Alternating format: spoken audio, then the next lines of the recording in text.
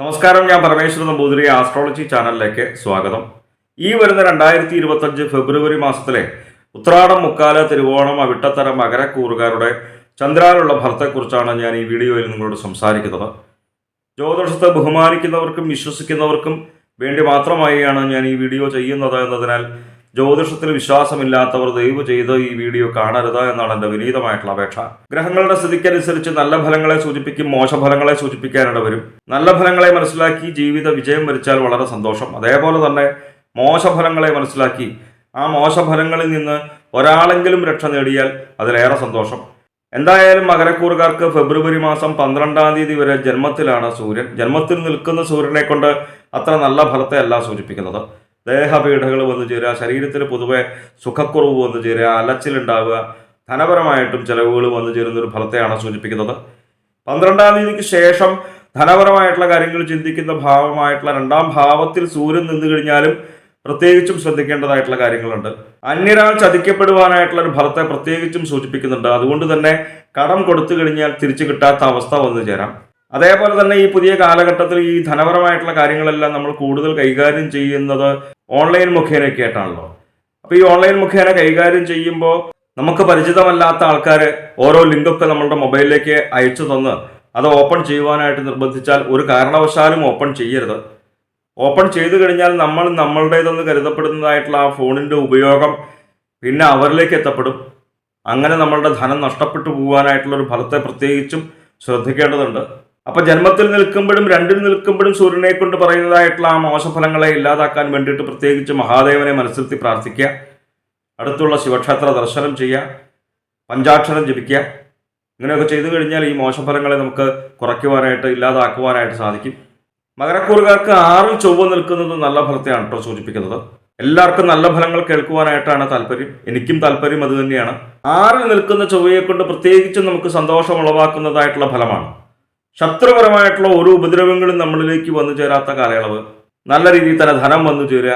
പ്രത്യേകിച്ചും ഈ ഭൂമി സംബന്ധമായിട്ടുള്ള കാര്യങ്ങൾ ചിന്തിക്കുന്നത് ചൊവ്വയെ കൊണ്ടായതുകൊണ്ട് തന്നെ ഭൂമി സംബന്ധമായിട്ട് തർക്കങ്ങളും വ്യവഹാരങ്ങളൊക്കെ ഉണ്ടായിരുന്നുവെങ്കിൽ അതിനെല്ലാം ഒരു പരിധിവരെ പരിഹാരം വന്നു ചേരുന്നൊരു കാലയളവിനെയാണ് സൂചിപ്പിക്കുന്നത്. അതേപോലെ തന്നെ ഇഷ്ടപ്പെട്ടതായിട്ടുള്ള ഭൂമി നമുക്ക് വാങ്ങുവാനായിട്ട് സാധിക്കുക. കൃഷി ചെയ്യുന്നവർക്ക് വളരെ നല്ല രീതിയിൽ തന്നെ ധനം വന്നു ചേരുക. വളരെ നല്ല ഫലമാണ് 6-ൽ നിൽക്കുന്ന ചൊവ്വയെ കൊണ്ട്. ഈ വരുന്ന ഫെബ്രുവരി മാസത്തിൽ ബുധന് 2 മാറ്റങ്ങളുണ്ട്. 12-ാം തീയതി വരെ ജന്മത്തിലാണ്, അതിനുശേഷം 2-ലേക്ക് വരും. ജന്മത്തിൽ നിൽക്കുന്ന ബുധനെ കൊണ്ട് തൻ വാക്ക് പിഴ നിമിത്തം തന്നെ കലഹം വന്നു ചേരുന്ന ഒരു മോശഫലത്തെയാണ് സൂചിപ്പിക്കുന്നത്. കലഹം ഉണ്ടാവുക എന്ന് പറയുന്നത് നിങ്ങൾക്കാണെങ്കിലും എനിക്കാണെന്നുണ്ടെങ്കിലും ആർക്കും ഇഷ്ടമുള്ള കാര്യമല്ല. അപ്പോൾ ഈ മോശഫലങ്ങളെ ഇല്ലാതാക്കാൻ വേണ്ടിയിട്ട് വളരെ നല്ല വാക്കുകൾ സംസാരിക്കുവാനായിട്ട് ശ്രമിക്കുക. അനാവശ്യമായിട്ടുള്ള തർക്കങ്ങളിൽ ഏർപ്പെടാതിരിക്കുക. അതേപോലെ തന്നെ അനാവശ്യമായിട്ട് മറ്റുള്ളവരുടെ കാര്യങ്ങളിൽ തന്നെ ഇടപെടാതിരിക്കുക.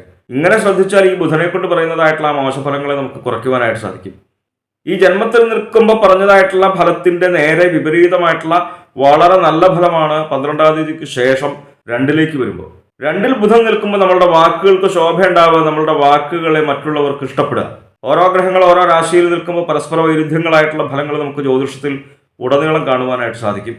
എന്തായാലും 12-ാം തീയതിക്ക് ശേഷം 2-ലേക്ക് ബുധൻ വരുന്നത് മകരക്കൂറുകാർക്ക് വളരെ നല്ല ഫലത്തെയാണ് സൂചിപ്പിക്കുന്നത്. 2-ൽ നിൽക്കുന്ന ബുധനെ കൊണ്ട് പ്രത്യേകിച്ചും ഈ വിദ്യാപരമായിട്ടുള്ള കാര്യങ്ങൾ ചിന്തിക്കുമ്പോൾ വളരെ നല്ല രീതിയിൽ തന്നെ കുട്ടികൾക്ക് പരീക്ഷ എഴുതുവാനായിട്ട് സാധിക്കുക.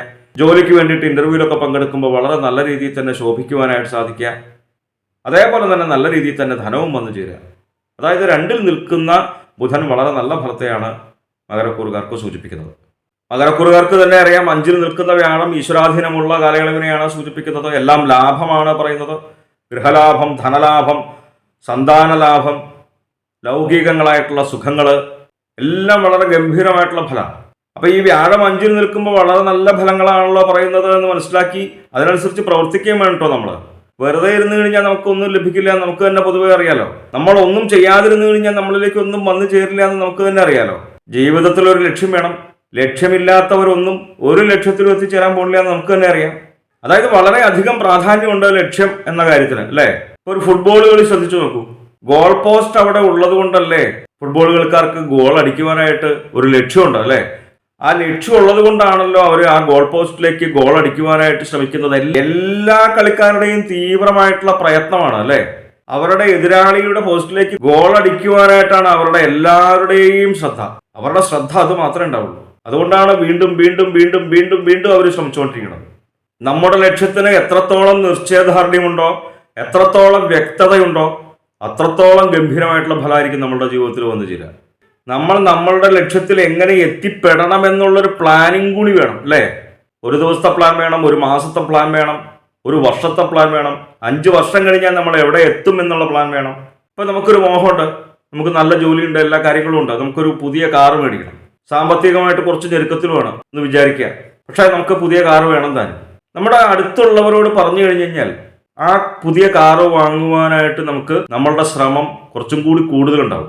കാരണം നമ്മളുടെ സുഹൃത്തുക്കളോട് നമ്മളോട് ചോദിക്കും, എന്തായി ആ കാറ് വാങ്ങാറായോ, എവിടെ കാറ്? നമ്മളെ ചിലപ്പോൾ ഒന്ന് പരിഹസിക്കാൻ വേണ്ടിയിട്ടാണ് പറയുന്നത് എന്നുണ്ടെങ്കിൽ പോലും അവരുടെ ചോദ്യം നമുക്കൊരു ഉത്തേജനം ഉണ്ടാക്കും, ഒരു വാശി ഉണ്ടാവും അല്ലേ.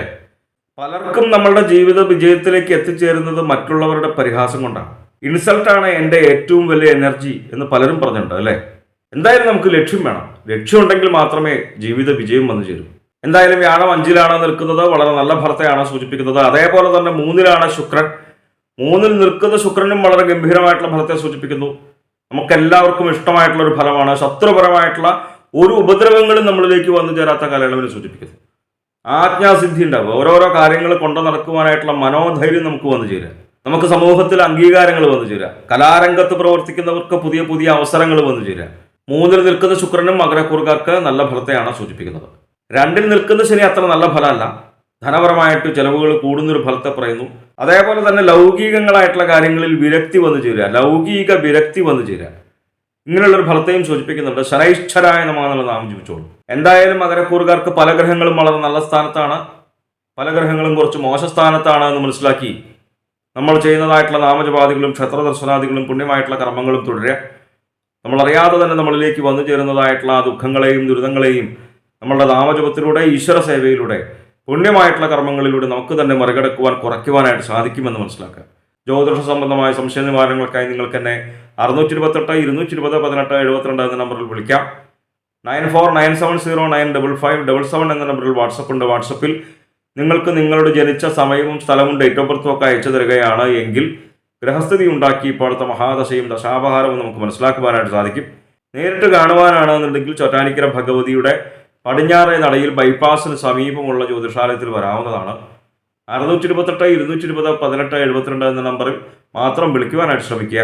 നന്ദി, നമസ്കാരം.